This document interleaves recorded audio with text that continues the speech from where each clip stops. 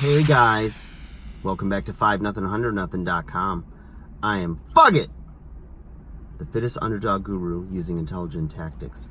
And today, guys, I want to ask you, are you peeking at the rear? Are you? Okay, what does peeking at the rear mean? Okay, so I work in a gym, and some of you might think that means casting a quick glance at a desirable creature that might be doing something bent over or walking by with a fine old booty. That's not what I mean here, okay? So get your mind out of the gutter. Creepy people, you. Mama didn't raise you to be like that. Dad might have. Peeking at the rear. Okay, guys. What I mean by that is, let's say it's business. Let's say it's your personal life, your relationship.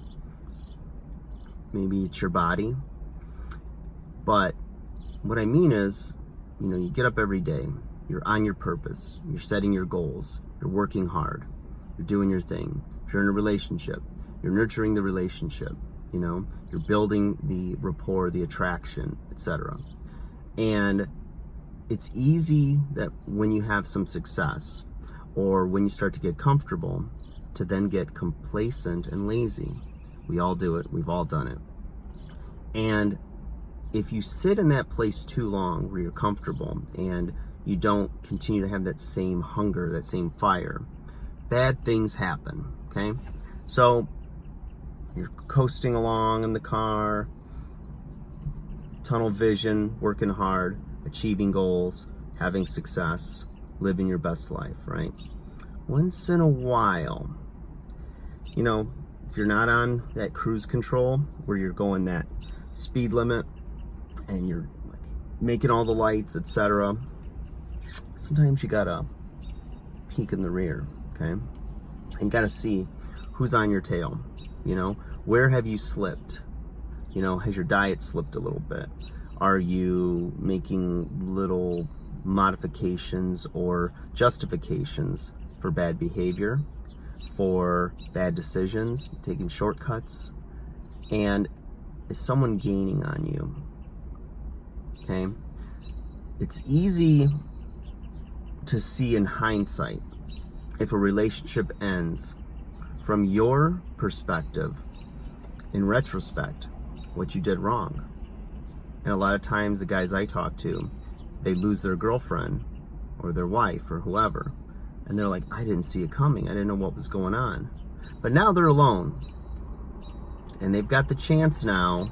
They got a lot of time on their hands to think through everything, to think about their actions, their behaviors. The things you did to attract this woman were not necessarily the same things that you're doing now. You're in sales mode, best foot forward, charming her, being sweet to her, all the things that she's communicated to you that made her fall for you. You're not doing them anymore, or you're not doing them on the same level. Now, I'm not saying you got to jump through hoops and that you've got to, sacrifice your whole life to make somebody happy.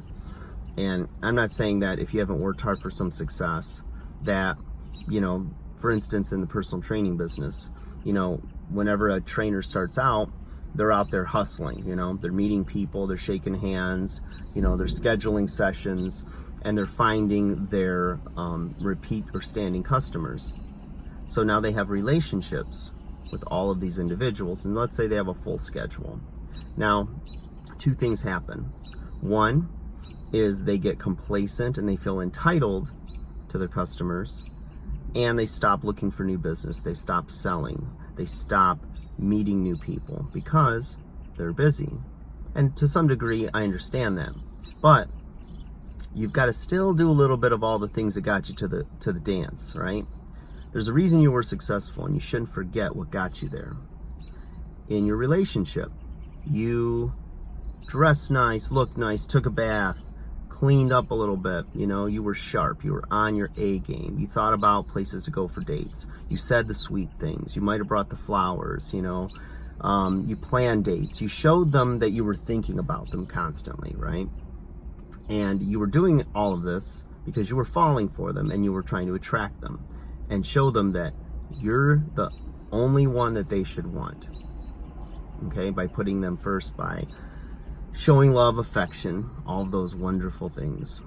Now, once you get comfortable, and I see it every day, especially in my setting, my work setting, the gym, is I'll see guys and girls come in, and you can tell the ones that just first met, that are in any relationship. They're all goo-goo-eyed at each other. They're listening intently to everything the other says. You know, they're being polite. And then over time, you start to see they're just in this complacent mode where they're not talking to each other as much. Or the female will look at the guy and smile, and he's just kind of does his next set of rope extensions, and he can't be bothered. In fact, sometimes he's looking at other women, right?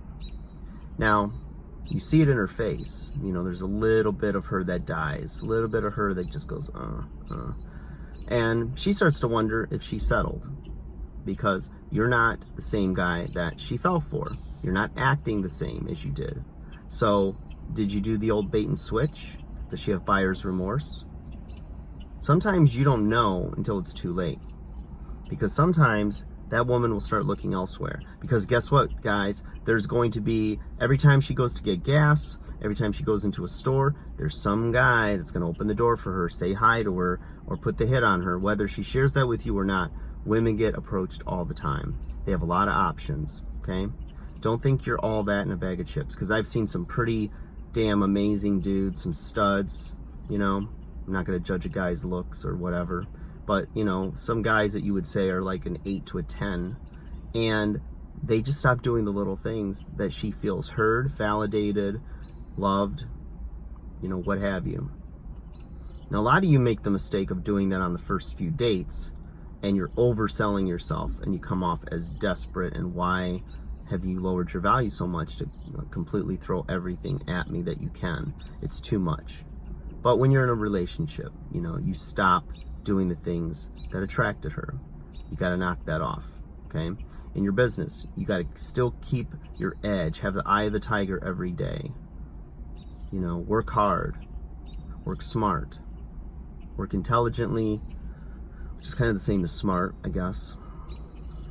I don't know. As the great Norm Macdonald once said, I don't know a lot of words.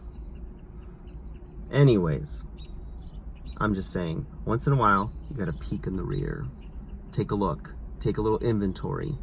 Have you lost your edge? Maybe you have. It happens to all of us. So, don't look back with regret. Do the things you can. The little things. It's not anything major, hopefully. Hopefully you haven't let it get too far out of whack. But, you know, show her you care. Show her you love her, if she's worth it. If not, don't sit there, you know, in a lame duck bad relationship because it's comfortable or it's somebody there. You know, if you value the person, do the work.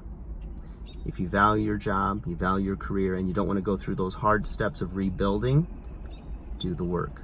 Do the little things. It's very little that you have to do to maintain and nurture and cultivate a good environment.